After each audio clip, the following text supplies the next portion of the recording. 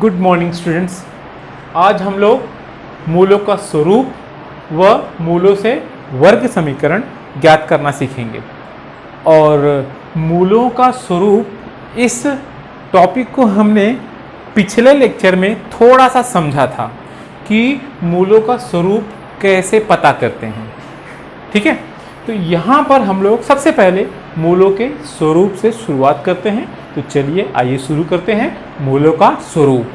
देखिए, मूलों का स्वरूप अगर हमें पता करना है तो उसके लिए 3 स्टेप्स हैं।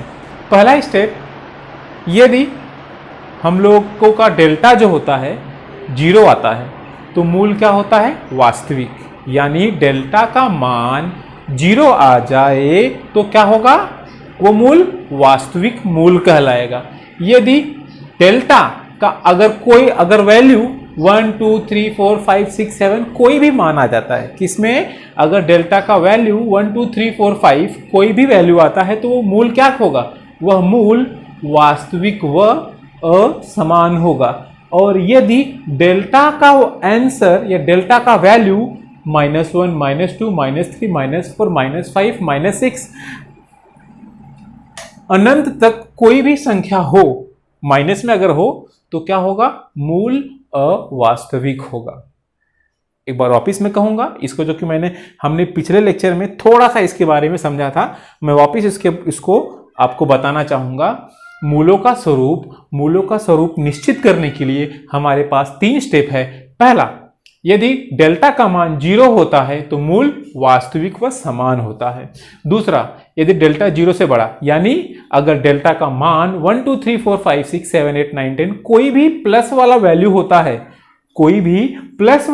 होता है, तो हम क्या लिखेंगे? वह वास्तविक व असमान होगा। और यदि डेल्टा का आंसर अगर माइनस में आता है, -1 आए या -2 आए, -3 आए, -4 आए, -6 -8 -10, यानी कोई भी माइनस में आंसर आता है तो वो क्या होगा? मूल अवास्तविक होगा। तो यहां पर हमारे पास एक प्रश्न है और इस प्रश्न का हमें स्वरूप बताना है। इस प्रश्न का मूल का स्वरूप हमें बताना है। यानी इसका स्वरूप क्या है कि ये वास्तविक है इसका, या वास्तविक व असमान है, या अवास्तविक है। इन तीनों में से कोई एक होगा, वो हमें बताना होगा। तो चलिए हम इसे हल करना शुरू करते हैं। तो हमें प्रश्न दिया गया है m का वर्ग + 2m + 9 = 0।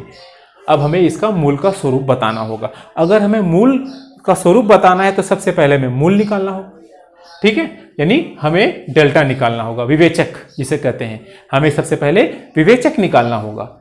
ठीक है, तो विवेचक निकालने के लिए हम लोगों ने पिछले लेक्चर में देखा था विवेचक कैसे निकालते हैं। विवेचक मतलब क्या होता है? डेल्टा, यानी मूल भी कहते हैं उसको।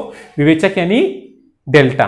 ठीक है, तो हमें डेल्टा का वैल्यू निकालना होगा। और डेल्टा का वैल्यू निकालने के लिए हम क्या करते हैं? वर्ग समीकरण से तुलना करते हैं। तो यहाँ पे सबसे पहले काम वर्ग समीकरण से तुलना करना होगा। तो वर्ग समीकरण तुलना करना मतलब क्या? ax² + bx + c = 0 से तुलना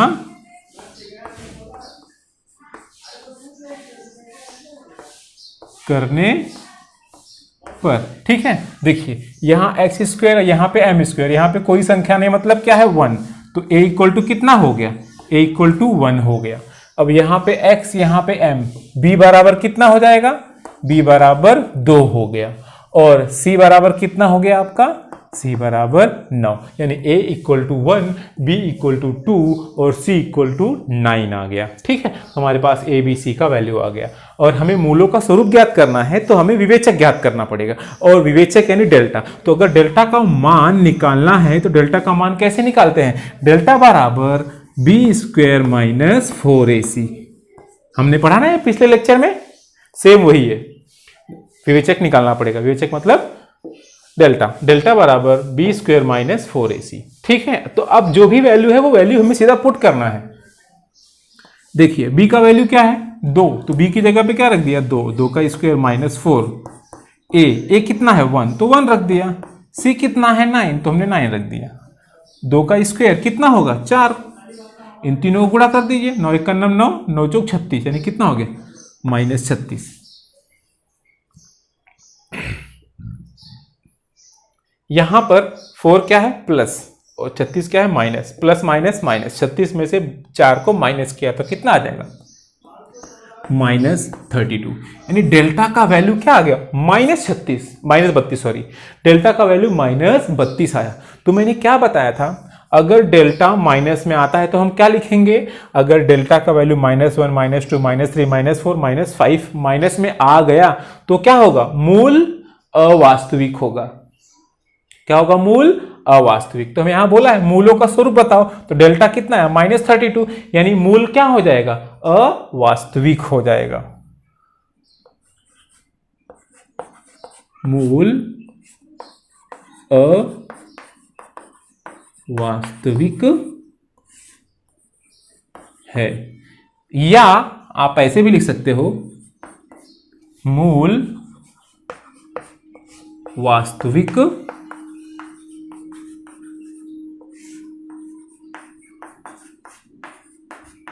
नहीं है। ठीक है, तो इन दोनों में से आप कोई भी लिख दीजिए, मूल अवास्तविक है या मूल वास्तविक नहीं है। ठीक है, तो एक बार मैं वापस आपको रिपीट करता हूं, अगर हमें मूलों का स्वरूप ज्ञात करना है उसका मतलब होगा हमें सबसे पहले विवेचक ज्ञात करना होगा, यानी मूल मतलब विवेचक, विवेचक मतलब मूल, दोनों एक ही हैं।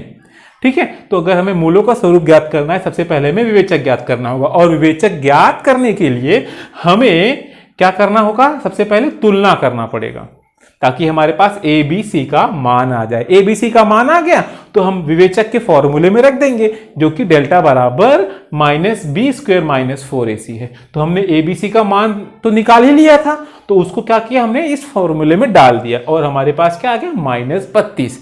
तो मैंने बताया था आपको, यदि डेल्टा का मान माइनस में आ जाता है तो मूल क्या होता है, अवास्तविक या वास्तविक नहीं है।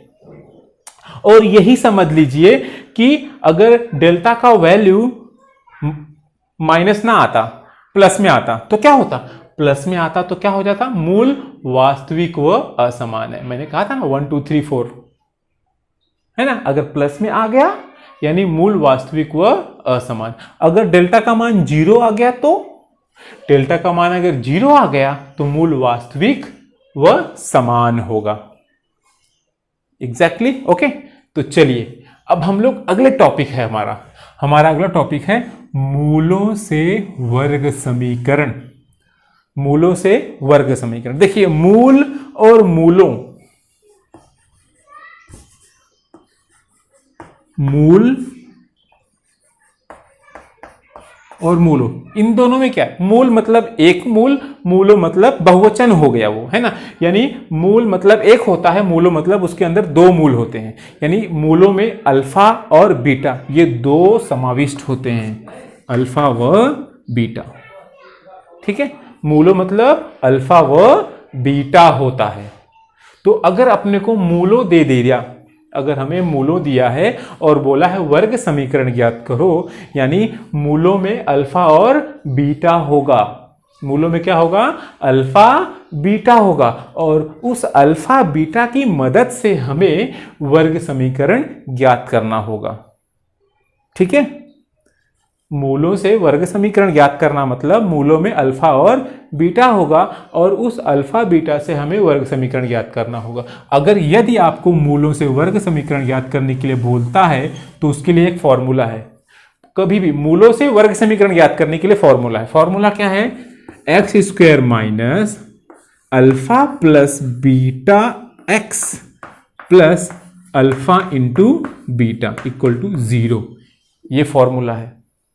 ये फॉर्मूला किसके लिए है, मूलों से वर्ग समीकरण बनाने के लिए। मूलों से वर्ग समीकरण अगर आपको बनाना है उसके लिए फॉर्मूला है x² minus alpha plus beta x plus alpha into beta. इस फॉर्मूले से हम मूलों से वर्ग समीकरण बना लेंगे। तो हमारे पास यहां पे समझ लीजिए, अगर मूल 2 मूल दिया है, मूलों का वैल्यू दिया है, समझ लीजिए आपको मूलों का वैल्यू दिया है 1 व 2 दिया है। हमारे पास मूलों की मूल कितने हैं, 1 व 2। तो इसमें ये एक जो है अल्फा हो जाएगा और ये दूसरा जो है बीटा हो जाएगा। ठीक है, तो यानी अल्फा बराबर 1 हो गया और बीटा बराबर 2 हो गया।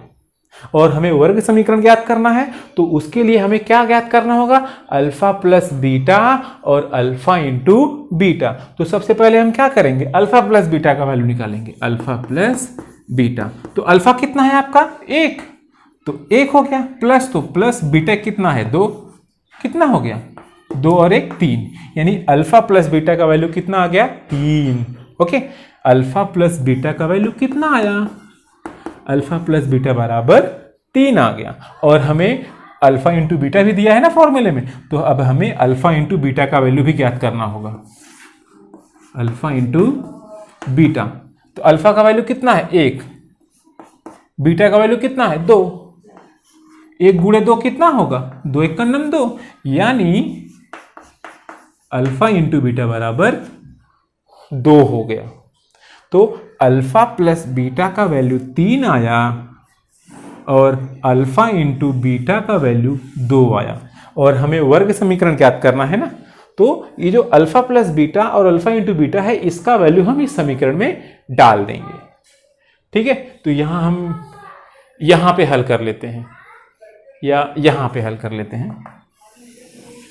देखिए अल्फा प्लस बीटा बराबर 3, अल्फा इंटू बीटा यानी अल्फा गुणे बीटा बराबर 2 आया है। तो इन दोनों के मान को हम इस सूत्र में रखेंगे, इस सूत्र में रख देंगे। तो सूत्र क्या है हमारा, एक्स स्क्वायर है माइनस अल्फा प्लस बीटा। इस अल्फा प्लस बीटा की जगह पे क्या आएगा, अल्फा प्लस बीटा की जगह पे 3 आ जाएगा, और अल्फा इंटू बीटा कितना आया 2 आया ना, तो इसकी जगह पे क्या आ जाएगा 2 आ जाएगा। तो सेम ऐसे ही हमें यहां पे लिखना है, एक्स स्क्वायर है, एक्स स्क्वायर हो गया, माइनस है तो माइनस अल्फा प्लस बीटा कितना है, अल्फा प्लस बीटा 3 है ना, तो यहां पे क्या लिखूंगा मैं 3, एक्स है तो एक्स, प्लस तो प्लस अल्फा इंटू बीटा यानी अल्फा गुणे बीटा कितना है 2, तो यहां पे क्या लिख दिया मैंने 2 बराबर 0 हो गया, है ना। यानी हमें मूल दिए थे, मूल कौन कौन सा था, मूल 1 व 2 था। पहला मूल 1 था और दूसरा मूल 2 था, है ना।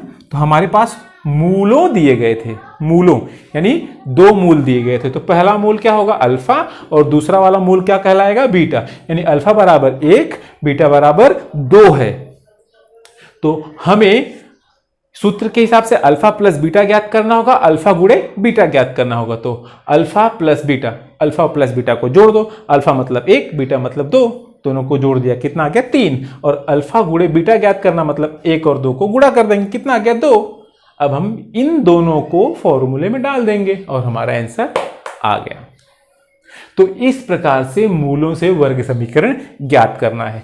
तो सभी विद्यार्थी मूलों का स्वरूप आसान है और मूलों से वर्ग समीकरण ज्ञात करने के लिए इस सूत्र को अच्छे से याद करेंगे और इसे प्रैक्टिस करिए, तभी ये सूत्र आपके दिमाग में बना रहेगा, अन्यथा आप इसे भूल जाओगे। ठीक है, तो इसे आपको बार बार प्रैक्टिस करना पड़ेगा। और अगले लेक्चर में हम मूलों से वर्ग समीकरण बनाने के और सारे सवाल हल करेंगे। ठीक है, इसी के साथ में हम आज अपना ये वीडियो खत्म करते हैं और इन दोनों से संबंधित आप लोग सवालों को हल करिए। और मैं आप लोगों से पुनः एक बार वापस आग्रह करता हूं कि प्लीज़ चैनल को सब्सक्राइब करिए, और अगर कोई भी क्वेश्चन ना समझे तो मुझे बताइए, कमेंट करिए, ताकि मैं आपका जो प्रॉब्लम हो वो सॉल्व कर सकूं। Thank you.